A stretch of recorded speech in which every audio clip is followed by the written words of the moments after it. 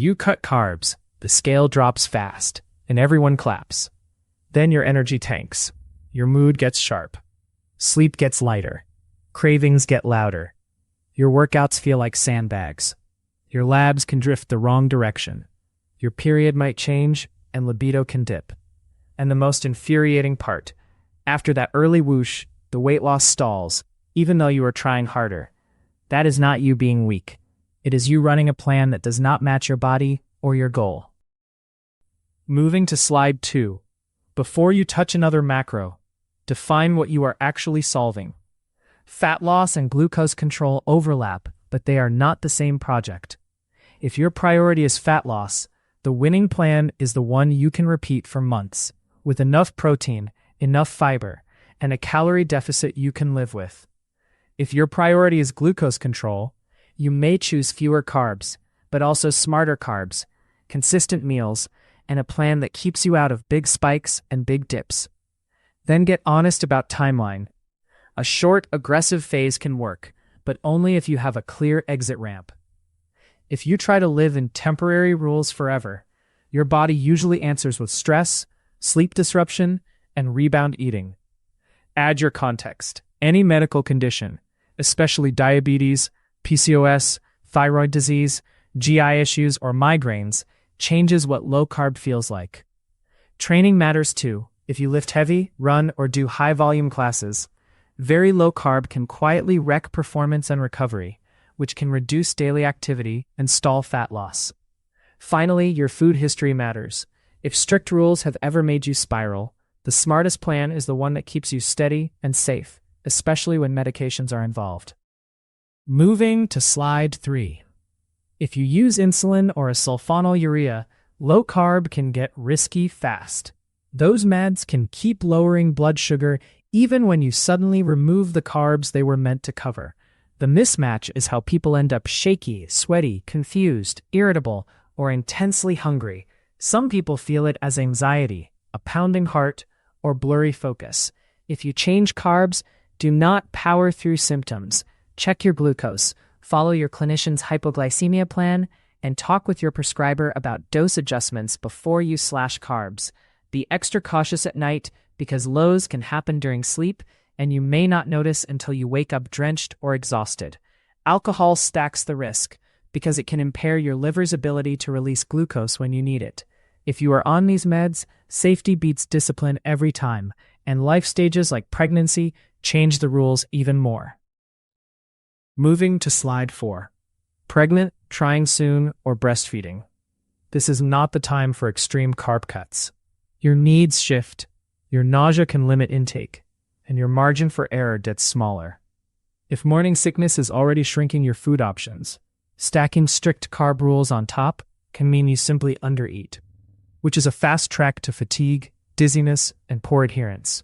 If you are pregnant and using a lower carb approach for glucose control, do it with your care team. Ketones may need monitoring, especially if you are losing weight quickly, vomiting, or struggling to meet calorie needs. If you are breastfeeding, going too low can reduce milk supply for some people, especially when overall calories and fluids drop.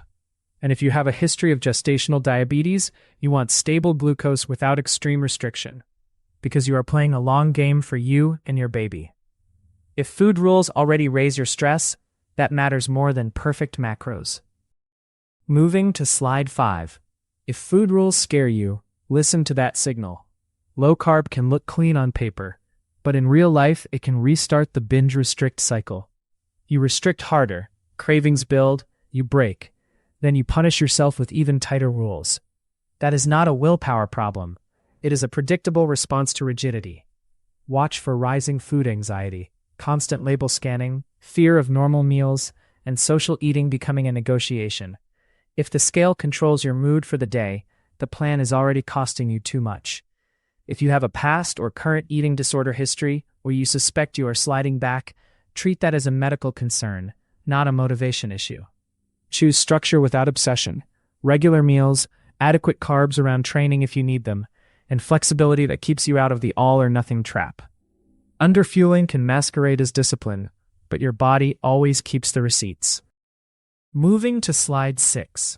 Underfueling can look like discipline, because you are still showing up, still hitting your targets, still saying no. But your body keeps score. Cold hands and feet are a classic sign your system is downshifting to save energy. Hair shedding and brittle nails often show up when intake stays too low for too long.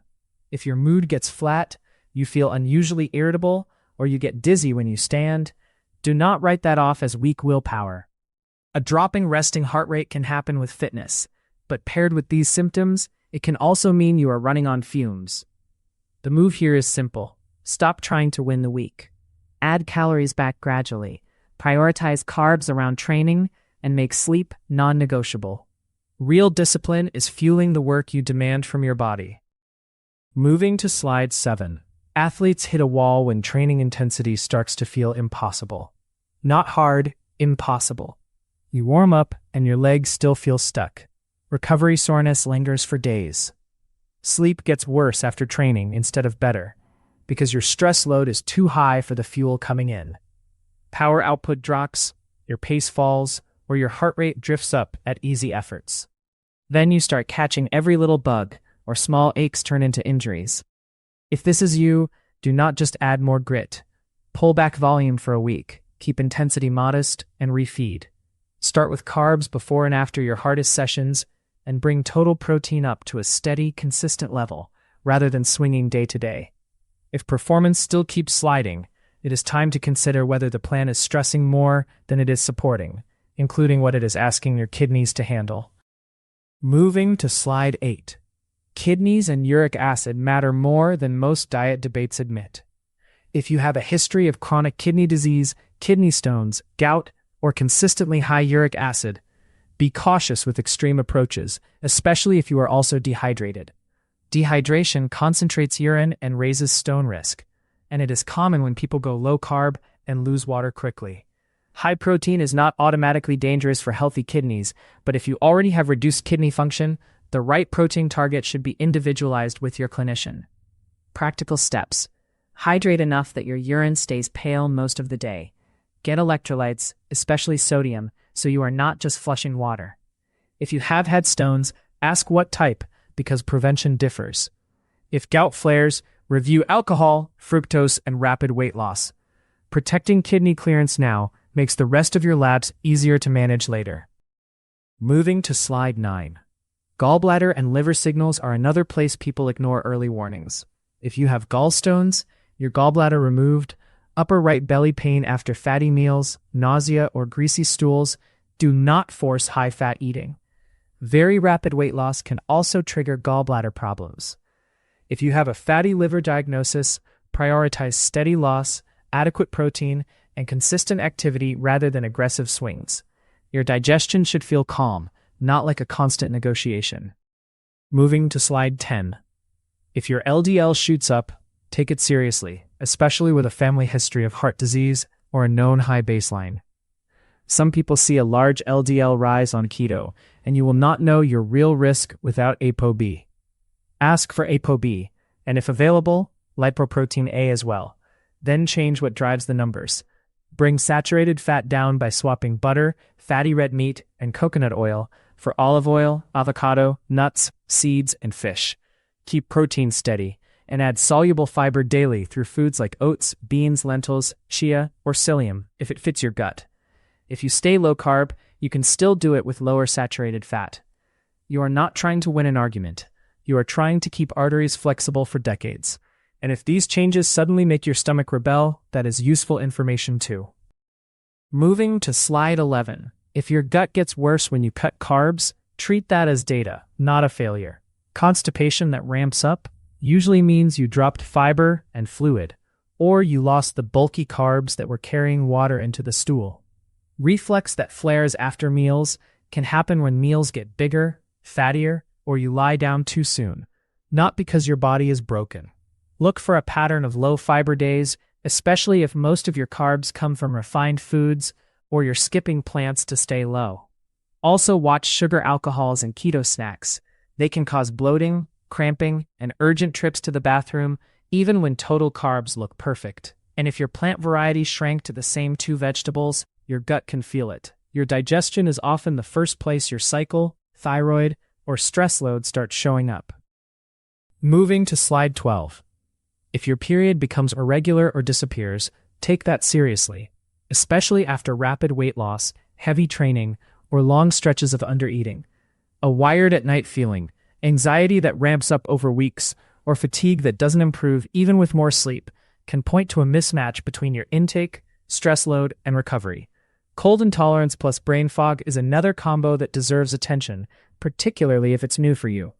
None of this means carbs are always the answer, or that low carb is always wrong. It means your current setup may be too aggressive for your physiology right now. Track when these signs started, what changed in food, training, caffeine, and sleep, and whether symptoms improve on rest days or higher intake days. When your body keeps sending the same signals, it is asking for a smarter plan, not more discipline. Moving to slide 13.